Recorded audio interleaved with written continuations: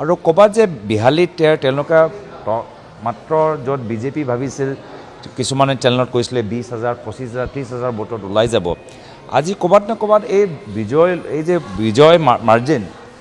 লৈ যে বিজেপি খুব যে সন্তুষ্ট হ'ব লাগে মই নাভাবোঁ আমি এটা ফাক দেখা পাইছোঁ যে বিজেপি য'ত খুব ভাল তাতো আমি কংগ্ৰেছ দল কম সময়ৰ ভিতৰত সোমাই যিদৰে ৰণত নামিছোঁ আমি তেওঁলোকৰো কিছু দুৰ্বলতা আছে সেইখিনি কথা আমি ফাদিল কৰিলোঁ আৰু এই ক্ষেত্ৰত বিহালী ৰাইজে আমাক যথেষ্ট মৰম আৰু আশীৰ্বাদ প্ৰদান কৰিলে আমি বিহালীবাসী ৰাইজক ধন্যবাদ আৰু কৃতজ্ঞতা শুভেচ্ছা জ্ঞাপন কৰিছোঁ কংগ্ৰেছৰ কৰ্মীখিনি কংগ্ৰেছৰ নেতৃত্ব সকলোৱে একত্ৰিত হৈ যিদৰে নিৰ্বাচনী ৰণত নামিছে আমি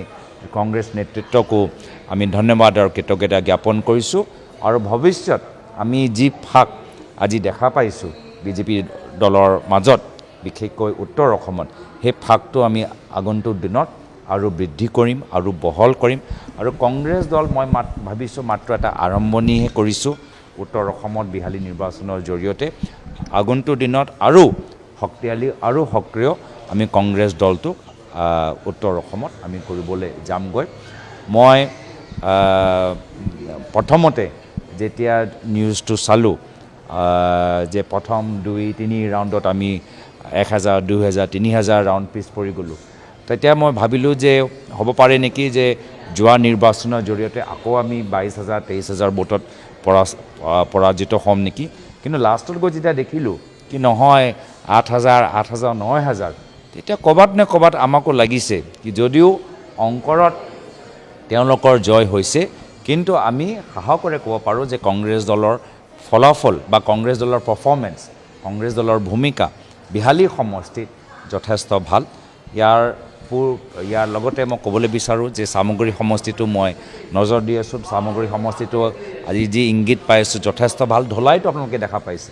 যে ঢলাইটো আজি পাৰফৰ্মেঞ্চ আমাৰ কংগ্ৰেছ দলৰ যথেষ্ট ভাল হৈছে তো এক প্ৰকাৰে আমি নিজৰ চামগুৰি সমষ্টিটো দখল কৰিছোঁৱে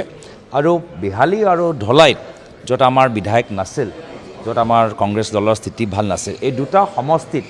আমি যথেষ্ট ভাবাতকৈ ভাল আমি ফলাফল দিছোঁ বহুত কষ্ট লাগিবলৈ হৈছে বৰ্তমান বিজেপি চৰকাৰক আৰু দেশজুৰি আমি দেখিছোঁৱে যে য'ত আমি ঝাৰখণ্ডত আমাৰ পুনৰ ইণ্ডিয়া এলায়েন্সৰ চৰকাৰ হ'বলৈ গৈ আছে মহাৰাষ্ট্ৰত আমাৰ হোৱা নাই এক প্ৰকাৰে 1-1 ড্ৰ হিচাপে আমি ধৰিছোঁ আৰু অসমৰ ভিতৰতো যদি মই কওঁ ৰাজনীতিবিদসকলে বুজি পাব যে নিৰ্বাচনী অংকৰ যিয়ে হওক ৰাজনৈতিকভাৱে মই কংগ্ৰেছৰ বিজেপি আজি ড্ৰ হিচাপে আজি এই উপ নিৰ্বাচনৰ ফলাফলটো দেখা পাইছোঁ না নিশ্চয় মই কৈছোঁতো যোৱা আমাৰ প্ৰায় 41,000 মই যিমান জনামতে তেওঁ পাইছে নেকি ইয়াৰ পূৰ্বে আমি পোৱা নাই আমি সদায় আমাৰ ডিফাৰেঞ্চ যোৱা লোকসভাত এৰাউণ্ড 25,000 যোৱা বিধানসভাত প্ৰায় 24,000 তাৰ আগতো 2016 চনতো প্ৰায় 24,000 প্ৰায় সদায় আমি 24,000 25,000 ব্যৱধানত আমি বিহালী সমষ্টিত হাৰি থাকোঁ সেই 24,000 মাৰ্জিনটো একদম কমাই মাত্ৰ 20-25 দিনতে সেই 24,000 25,000 মাৰ্জিনটো আমি প্ৰায় 9,000লৈ লৈ আনিলোঁ আৰু অলপ আমি যদি সময় পালেহেঁতেন তো নিশ্চয় এইটো আৰু তলত গ'লেহেঁতেন কিন্তু সেইটোৱে আমি ভাবিছোঁ আমাক আৰু প্ৰেৰণা দিছে আমাক আৰু উৎসাহিত কৰিছে আৰু কংগ্ৰেছে বিহালীৰ যোগেদি উত্তৰ অসমত আৰু সাহসেৰে কামখিনি কৰি যাব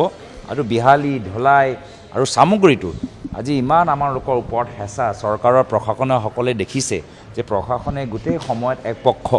কামখিনি কৰিছে বিজেপি দলৰ যদি কোনোবাই অপৰাধ কৰে তেতিয়া তেওঁলোকক নধৰে গাড়ী ভাঙিব পাৰে কাৰোবাক মাৰিবও পাৰে কিন্তু আমাৰ কংগ্ৰেছৰ অলপ প্ৰচাৰ কৰিলেই আমাক কৰ্মীখিনিক ধৰিবলৈ চেষ্টা কৰে তো প্ৰশাসনৰ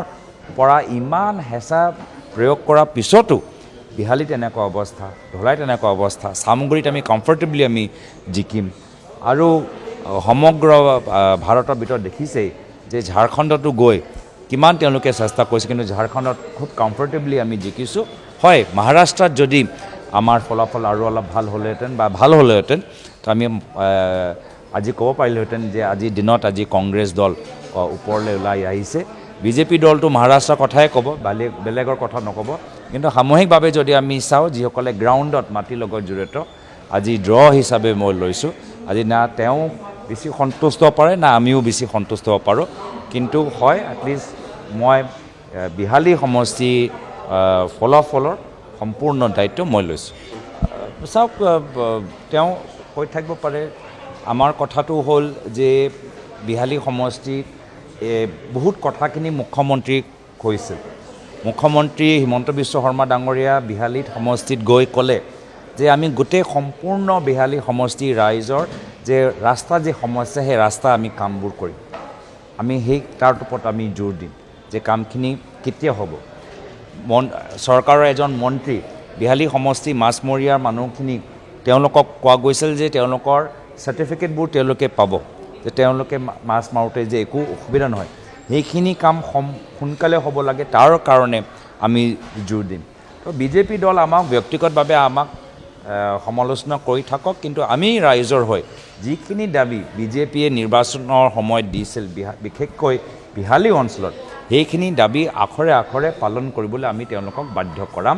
বহুতক কৈছিল মহিলাসকলক কৈছিল 10,000 টকা দিব কৈছিল নাই কোৱা বহুতক আমাৰ বিজেপি দলৰ নেতাসকলে কৈছিল যে আমি 10,000 টকা 2-3 মাহৰ ভিতৰত পাব এতিয়া আমি কাউণ্টডাউন আজিৰ পৰা আৰম্ভ কৰিম যে বিহালী সমষ্টি মহিলাসকলৰ একাউণ্টত 10,000 টকাৰ একাউণ্ট কেতিয়াবা আৰম্ভ হ'ব কাউণ্টডাউন আজিৰ পৰা আৰম্ভ ভোটটো দেখিলেই